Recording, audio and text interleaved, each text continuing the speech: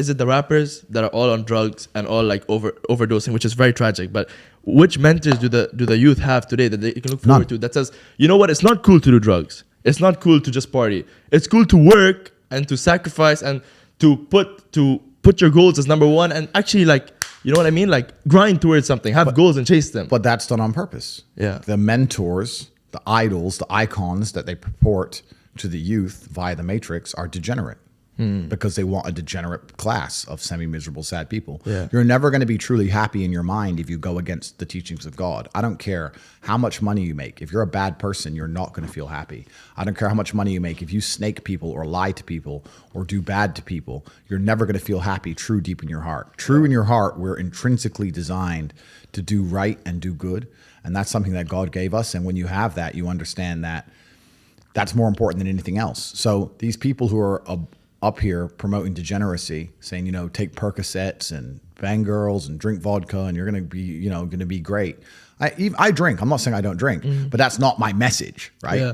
And those people are never truly happy, and they're trying to purport that and convince people to do the same, so that the whole populace is never truly happy. And like I said, now we go in circles. We've already discussed why they don't want us to be happy. Exactly, so that's why. Do you think the drinking is like an escape of sorts, or?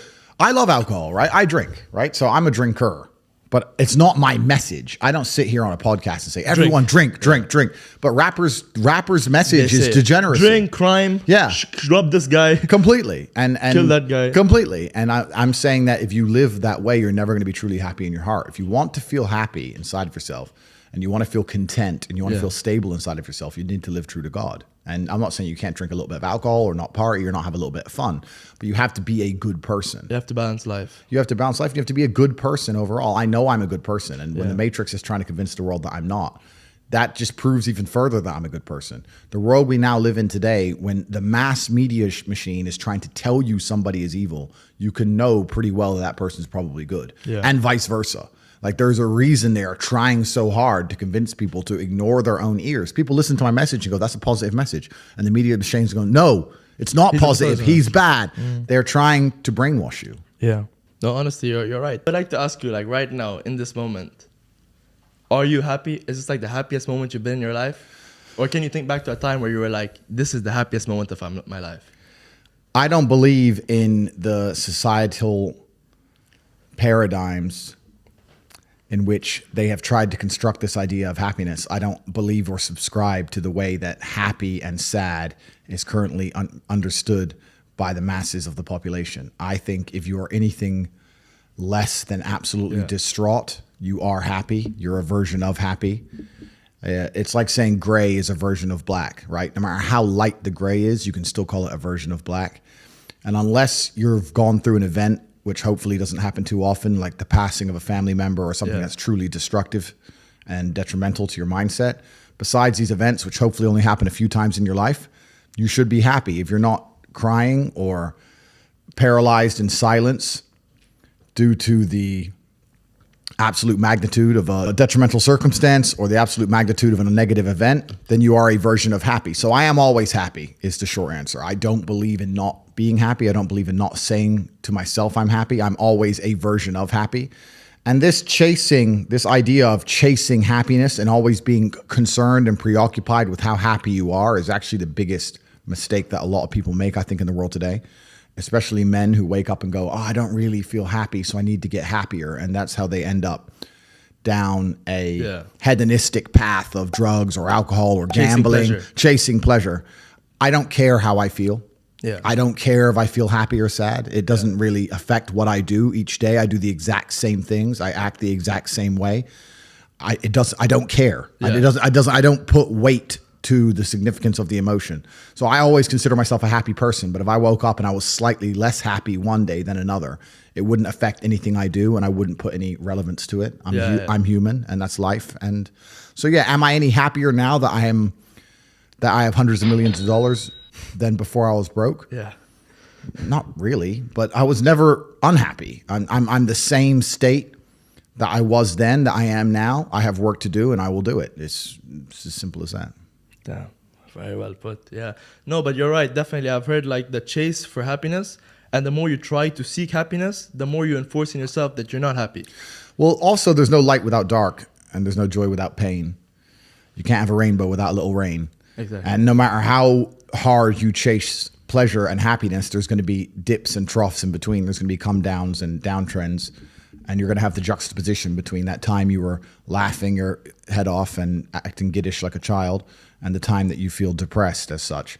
And I think it's much better to just adopt a very disciplined, stoic mindset. I'm always the same base level of happy regardless. If I lost all of my money today, I would be the same happy. Mm-hmm. If my net worth quadrupled, I'd be the same happiness. Yeah. As long as I'm alive, which is a struggle, unfortunately, in the current climate. But as long as I'm alive and the people I care about and love are alive, and as long as God gives me the honor of doing my duties and providing for the people I care about, as long as I get to wake up and know that there's a whole bunch of people in the world who need me and I get to work hard to please them and do good for society and good for the world, then I'm a vessel of God and I'm happy enough to survive. That's all I look at it as. I don't ever consider how do I feel. That doesn't cross my mind. I have things to do. I have things to do. You're too busy to think about that. I'm too busy. I have things to do every single day. I have very important things to do, and how I feel really is not going to affect how I complete those tasks. Right. And when I speak to men, they say I'm unhappy or I need to be happier. I think that's absolutely the wrong frame of life. You're a man. You have duty. You have honor. You have things you should be doing regardless of how you feel. And the people who are perma-obsessed with happiness or sadness, I just think it's the wrong paradigm to view the lens of life. I think you should get up and do what needs to be done. Yeah, man. You're a positive influence, man. I don't know what's all the stuff, man. You're just reinforcing positivity in people. I'm absolutely a positive influence, and that's the problem. The key word there is influence. The reason the Matrix has attacked me is because of that. It's because I am an influence. Yeah. And when they don't like influence. They don't like influence because I've not sold my soul. They don't control me. And normally when you become massively influential, they control you. You either sign a contract or your sponsor or your manager, a record label, whatever. They have some kind of leverage over you to make sure you only say what you are supposed to say.